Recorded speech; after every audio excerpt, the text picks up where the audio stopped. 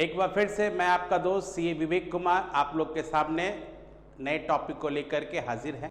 कभी कभी ऐसा होता है कि कंपनी जब शेयर इशू करती है और ओवर सब्सक्रिप्शन हो जाता है और कंपनी को प्रोराटा के बेसिस पर शेयर इशू करने का समय आता है तो कंपनी उस केस में डिफरेंट क्लासेस को डेवलप कर देते हैं, यानी अलग अलग कैटेगरी बना करके शेयर का अलॉटमेंट करते हैं। वो कैटेगरी क्या हो सकता है, कैसा हो सकता है, आइए हम लोग देखते हैं। टाटा कंपनी 75,000 शेयर इशू कर रहे हैं जिसका फेस वैल्यू 10 रुपया है और उसको 2 रुपये पर शेयर पर प्रीमियम के हिसाब से इशू किया जा रहा है। लेकिन ये इशूड जो था वो ओवर सब्सक्राइब हो गया और 1,25,000 नंबर ऑफ शेयर का एप्लीकेशन आ गया। नाउ कंपनी डिसाइडेड कि इस 1,25,000 एप्लीकेशन को 3 अलग अलग क्राइटेरिया में बांट देना है। तो यहां पर देखिए कंपनी का क्राइटेरिया ABC 3 अलग अलग क्राइटेरिया है। उन्होंने बोला है कि पहला यानी first 15,000 share holder will get full share. First 15,000 share holder को 15,000 शेयर यानी जितना शेयर वो मांगा है उतना शेयर उसको मिल जाएगा। Class number category number B, इसमें 90,000 एप्लीकेशन को 60,000 शेयर दिया गया। Now this category belongs to real pro rata. इस कैटेगरी में बाबू देखिए डिमांड ज्यादा है, एप्लीकेशन ज्यादा है, 90,000 का एप्लीकेशन है लेकिन मिल रहा है केवल 60,000 शेयर। इसका मतलब इस कैटेगरी में प्रोराटा का कॉन्सेप्ट यूज किया गया है। क्या आप बता सकते हैं कि इस कैटेगरी का प्रोराटा का रेशियो कितना है? जी हाँ, बिल्कुल सही, इस कैटेगरी का प्रोराटा का रेशियो है, देखिए ये बाबू please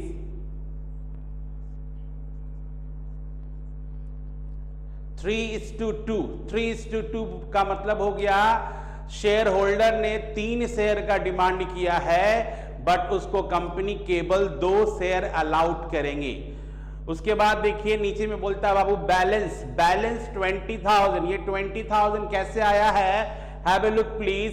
total number of application 1,25,000। 1,25,000 minus 15,000 will get 1,10,000। After 90,000 will get balancing figure 20,000। इसका बोलने का मतलब 1,25,000 में पहले 15,000 फिर 90,000 को अगर हम माइनस कर देते हैं तो मेरा बैलेंसिंग आता है और इस बैलेंस 20,000 इक्विटी शेयर को रिफंड कर दिया गया है, यानी इसको एक भी शेयर नहीं दिया गया है। अब सबसे पहले जब हम लोग आगे बढ़ेंगे तो हम लोग देखेंगे क्या इस तीनों कैटेगरी में प्रोराटा किस कैटेगरी से बिलोंग करता है। तो प्रोराटा B कैटेगरी से बिलोंग करता है। इस एग्जांपल को देखा जाए बाबू, यहां पे बोलता है mister Ramesh belongs to category B, यानी क्लास B से बिलोंग कर रहा है, इस क्लास से बिलोंग कर रहा है। फेल कर गया है पे करने के लिए अलॉटमेंट का पैसा और कॉल्स का पैसा। और रमेश को कितना शेयर अलाउड किया गया था? तो 3,600 शेयर अलाउड किया गया। हम लोग पिछले वीडियो में डिस्कस किए थे कि जब भी कंपनी शेयर को प्रोराटा के बेसिस पर इशू करती है उस केस में जितना भी शेयर होल्डर डिमांड करता है उसको प्रोपोर्शनेटली कम शेयर मिलता है, यानी डिमांड ज्यादा होगा तो शेयर रिसीव्ड कम होगा। इन दिस क्वेश्चन में रमेश को 3,600 शेयर अलाउड किया गया है। Ramesh were allotted 3,600 share. इसका ये मतलब है कि मिस्टर रमेश ने ज्यादा शेयर के लिए अप्लाइड किया होगा। वो ज्यादा शेयर कितना है वो अभी हम लोग को फाइंड आउट करना पड़ेगा with the help of the ratio. हम लोग अभी रेशियो डिस्कस किए हैं, रेशियो था 3:2 और हम लोग पिछले क्लास में ये भी डिस्कस किए थे कि जिस डेटा को आपको निकालना है, कैलकुलेट करना है, फाइंड आउट करना है, उस डेटा को हम लोग राइट हैंड साइड में लिखेंगे। For 2 share there is a 3 applied. For 1 share 3/2 into 3,600 equal to 5,400 shares. इसका ये मतलब हो गया कि रमेश ने टोटल 5,400 शेयर का एप्लीकेशन किया था जिसके एवज में कंपनी ने प्रोराटा के बेसिस पर उसको 3600 शेयर अलाउड किया गया और उसको कैटेगरी बी में रखा गया। इट मींस रमेश ने ज्यादा शेयर के लिए एप्लीकेशन किया था और उसको कम शेयर मिला है। इसका यह भी मतलब होता है रमेश का कुछ सरप्लस मनी कंपनी के पास अभी भी डिपॉजिट है। अब हम लोग उस सरप्लस मनी को फाइंड आउट करेंगे। तो हम लोग पिछले क्लास में बताए थे सरप्लस मनी को फाइंड आउट करने के लिए नंबर ऑफ अप्लाइड शेयर को नंबर ऑफ अलॉटेड शेयर के साथ माइनस करेंगे और उसको शेयर एप्लीकेशन मनी से मल्टीप्लाई करेंगे। अपने इस क्वेश्चन में रमेश ने 5400 शेयर के लिए अप्लाइड किया था और उसको मिला 3600 शेयर। इसको हम लोग मल्टीप्लाई करेंगे application money, that is 3 rupees will get 5400 is your surplus. 5400 is surplus amount related to Ramesh share. अब क्वेश्चन में ये बोलता है रमेश ने अलॉटमेंट का पैसा और बोथ कॉल का पैसा पे नहीं किया है, तो कितना कॉल्स इन एरियर होगा इसको भी अभी हम लोग कैलकुलेट करेंगे। तो आइए हम लोग कैलकुलेट करते हैं calls in arrear in respect of Ramesh shares. Allotment money to be paid by Ramesh, to be paid by Ramesh equal to हो जाएगा 3600 into 5 equal to 18,000। 3600 into 5 equal to 18,000।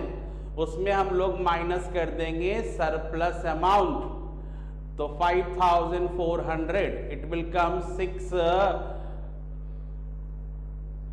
12,600 is calls in arrear. 12,600 is calls in area। पहले हम लोग step 1 application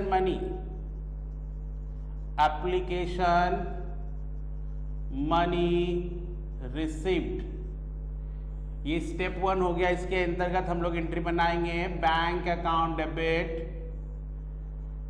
to share application. Application करते समय हमको total देना है 1,25,000 इंटू 3 इक्वल टू 3,75,000।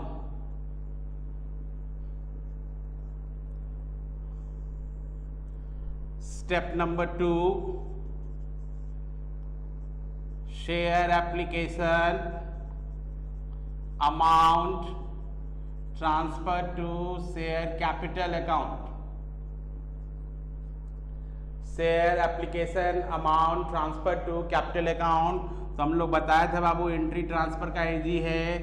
एप्लीकेशन यहाँ पर क्रेडिट हुआ, यहाँ पर डेबिट हो जाएगा, तो एंट्री बनेगा share application account debit to share capital. याद रखिएगा बाबू, पिछले वीडियो में बताए थे, यहाँ पर फिर से बता रहे थे कैपिटल अकाउंट में उतना ही शेयर का पैसा जाएगा जितना कंपनी ने रियल में इशूड किया है। एप्लीकेशन नंबर ऑफ शेयर से कैपिटल में पैसा नहीं जाएगा।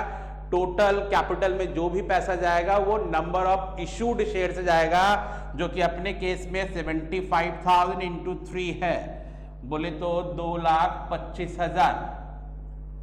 उसके बाद हम लोग लिखेंगे टू बैंक, हमने कुछ शेयर का पैसा वापस कर दिया है, तो 20,000 इंटू 3 60,000। और चूंकि कुछ अलॉटमेंट पर एक्स्ट्रा एप्लीकेशन पर एक्सेस मनी आ गया है, उस एक्सेस मनी को हम लोग अलॉटमेंट में एडजस्ट करेंगे, तो टू शेयर अलॉटमेंट।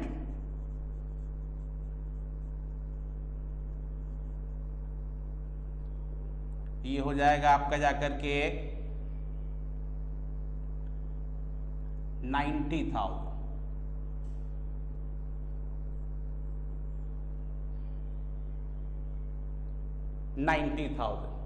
तो ये दो जर्नल एंट्री आपके सामने हैं, एक तो आपका एप्लीकेशन का और दूसरा एप्लीकेशन मनी को शेयर कैपिटल में ट्रांसफर करने का। अलॉटमेंट के नाम से ऑलरेडी हमारे पास 90,000 रुपीज आ चुका है। इट मींस जब हम लोग रियल में अलॉटमेंट को ड्यू करेंगे, ड्यू तो हम लोग पूरे शेयर से करेंगे, लेकिन जब हम लोग पैसा रिसीव करने की बारी आएगी तो हम लोग को वहां पर 90,000 रुपीज लेस अमाउंट आएगा, क्योंकि उसका पैसा ऑलरेडी हमारे पास आ चुका है।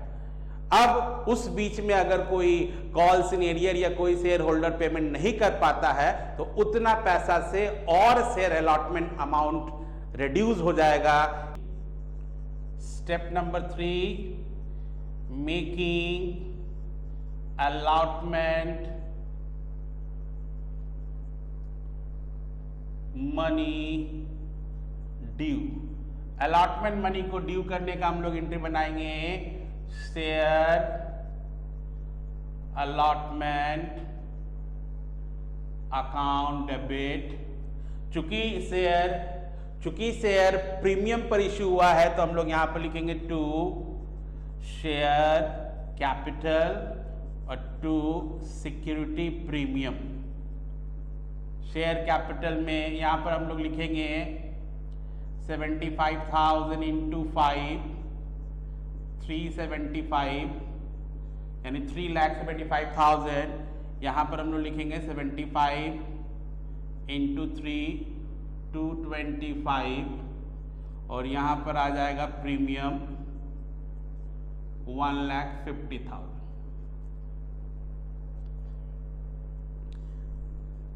इसके बाद step number 4 allotment money received. तो एंट्री बनेगा यहां पर bank account debit, calls in arrear account debit to share allotment.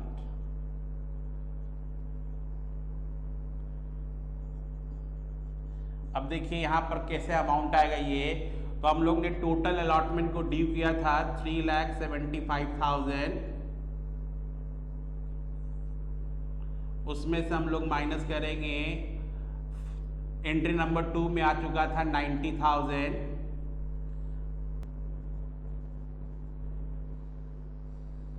और फिर इसमें माइनस करेंगे, 12,600। आ जाएगा 400 टू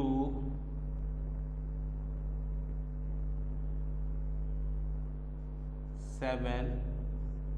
यहां पर हम लोग लिखेंगे 2,72,400, यहाँ पर 12,600 और यहाँ पर हम लोग लिखेंगे 2,85,000। ये अमाउंट हो गया, ये अमाउंट हो गया और ये अमाउंट हो गया। Step number 5 making first call money due. तो हम लोग एंट्री बनाएंगे share first call account debit to share capital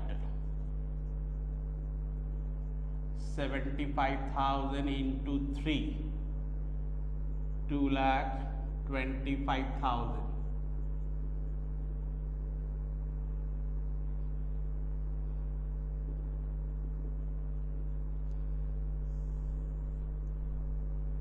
Step number 6 first call money received।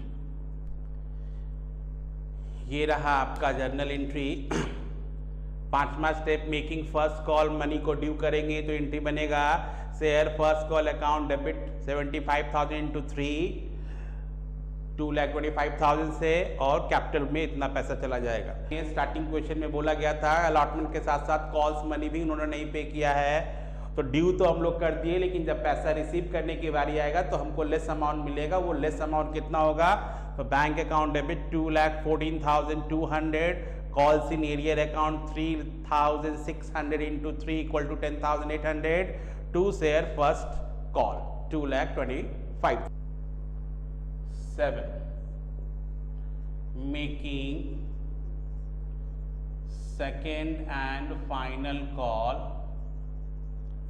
due, entry बनेगा share second and final call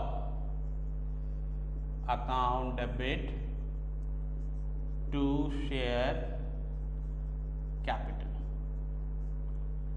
75,000 into 1।